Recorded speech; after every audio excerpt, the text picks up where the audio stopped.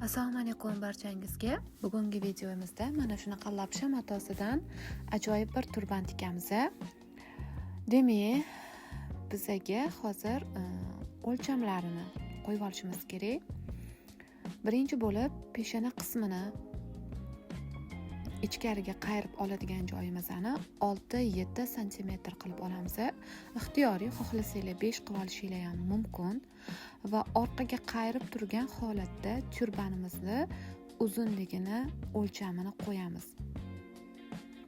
45 sm dan 50 sm gacha, bu ham ixtiyoriy. Undan keyin bosh aylanamizni qo'yamiz. 60 sm dan 62 sm gacha matolarni fakturasiga qarab tanlashingiz mumkin. 60 sm o'rtasidan ikkiga buklagan holatda kesib olaman.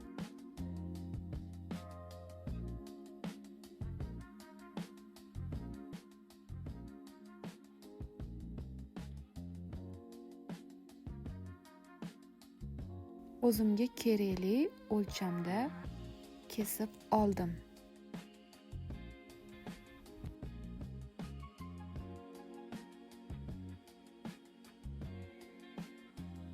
Endi boyiga peshona qismiga men bulavka qo'ygandim. Ana o'sha bulavkada belgi qo'ygan joyimdan matoyimizni, ya'ni turbanimizni modelidagi g'ijim holati, yig'ilish holatini 20 sm qilib oldim.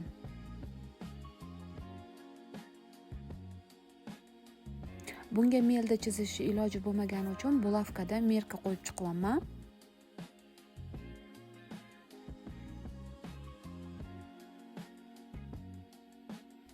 Umumiy matoyimizni o'sha g'ijim holatiga, buklangan holatiga ketadigan matoni alohida yig'gan holatda umumiy miqdorda 33 sm lik astar bichib olishimiz kerak.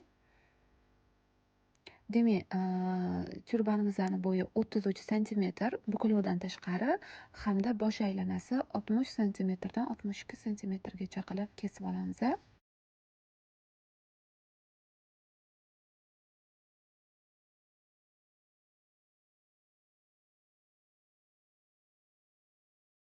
Asosiy mato hamda astar matoyimizni sentrlarini belgilab, bir-biriga mashinada tikib olamiz.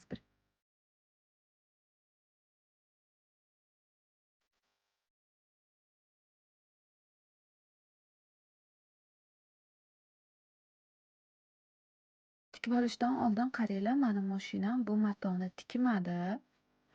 Tikishga harakat qilib ko'rdim. Bu joyini ataylabdan kesib tashlamadimki, sizlarga ozgina life hack bo'lsin deb. Shunaqa holatlarda qanaqa qilib vaziyatdan chiqib ketasizlar. Двухсторонний skotch, ya'ni ikki taraflama skotchni olib turib, lapkani tagiga yopishtirib olamiz va bemalol tikmaydigan matoyimizni ham mana shu ko'rinishda qo'llab tikib olsak bo'ladi. Mana tikib oldim. Endi qaranglar raznitsasini, farqini ko'rdinglarmi mana? Hozir men buni yana bulavkada tikib chiqaman. Ortiqchasini o'zi qoladi.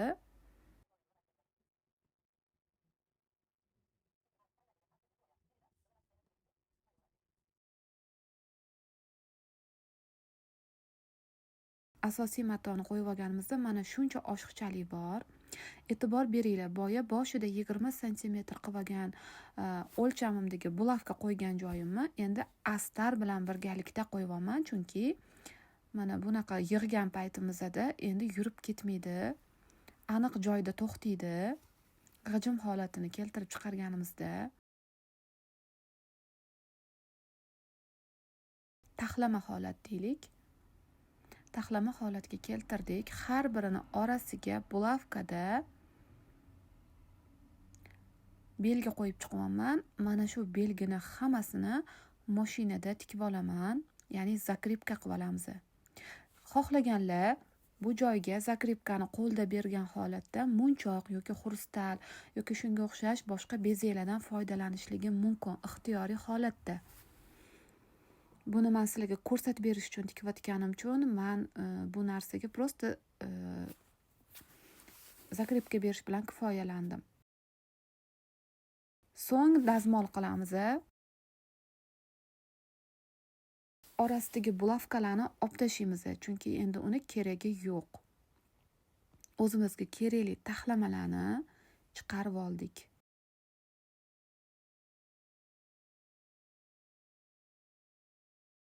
Endi asosiy jihatga kelamiz.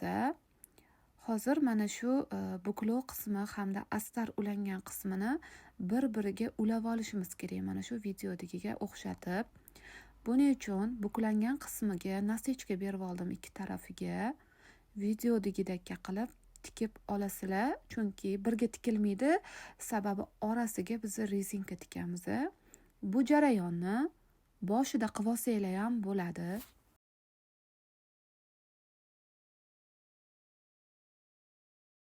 Mana chiroyli bo'lib bir xilda ulandi. Qizlar, endi o'rtasiga rezinka tikishimiz kerak. Men buni qalinroq qayilib oldim. Spesial emas. Xohlasanglar ingichkaroq qilishinglar mumkin. Buni xohlasanglar mana bu joyida mana bunaqa qilib qayirib ham kiyishinglar mumkin. Buni ahamiyati yo'q. Qaranglar. Rezinkamizning razmeri 8 sm. 8 sm bo'lgandan keyin buni o'rtasini qo'yamiz-da. Shu yerdan 2 sm lishniy qilaylik. Mana bu joy. Demak, bu yerdan bu yergacha 6 ekan. Bu yerdan bu yergacha ham 6 o'lchaymiz. Buni mana bu joyda teshigimiz qolgan. Ana o'sha teshikdan rezinkani kirgizamiz-da. Joy qoldirdim spesialni, shuni o'tkazish uchun. Men o'rtasidan ham joy qoldirgan edim. Rezinkani o'tkazib olish uchun. Mana shu buklagan joyimizga kelamiz-da. Qo'linglar bilan paypaslab mana shu rezinkani shu yerga qo'yasizlar. Mana keldim. Mana ushlab turdim. Mana shu chizig'imni ustidan tikib olaman.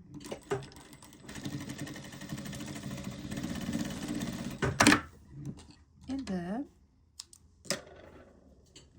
buni uchini olib boraman deb yoqqa. Mana buni olib tashlab turamiz. Paka bu yoqqa qilib turaylik. Bu yoqqa olib kelamiz-da. Mana bu yoq uchiga tikamiz endi. Rezinkani ushlab turibman. Mana qaranglar, 0.5 qavatda, ja uchma-uch ham shart emas.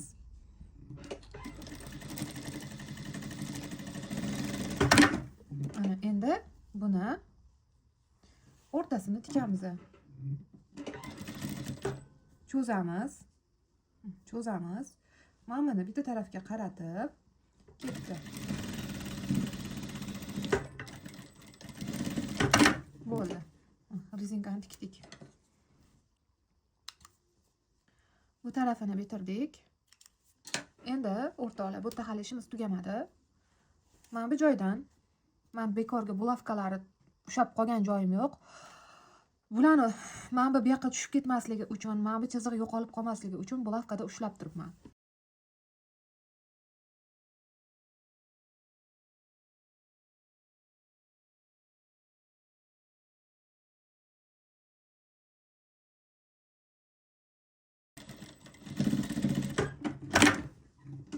Bo'ldi. Mana.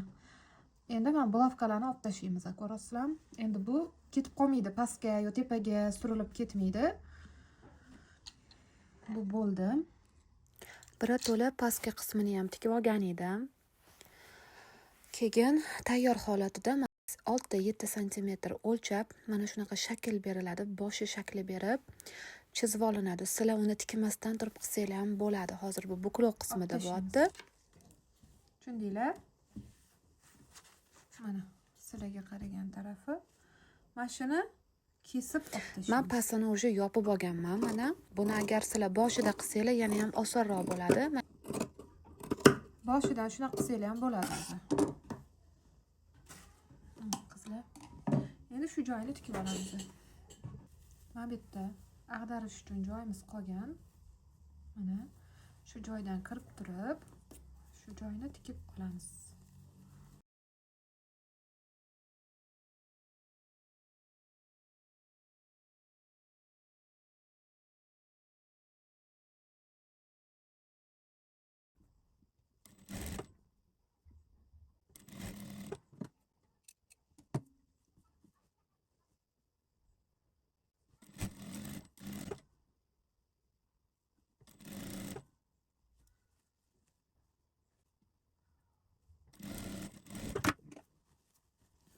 qismini bo'ldik, tepasini. Endi astarini tikamiz.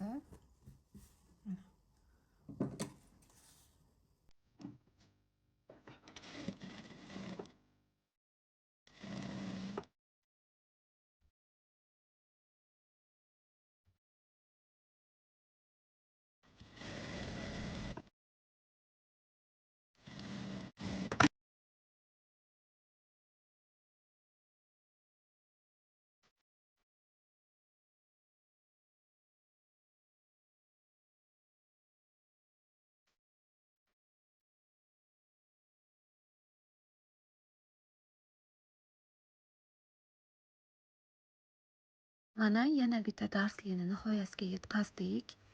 Sizlarga yoqdi degan umiddaman. Fikringlarni kommentariyada qoldiringlar. Yangi bo'lsanglar kanalimda obuna bo'linglar. Keyingi videolarda ko'rishguncha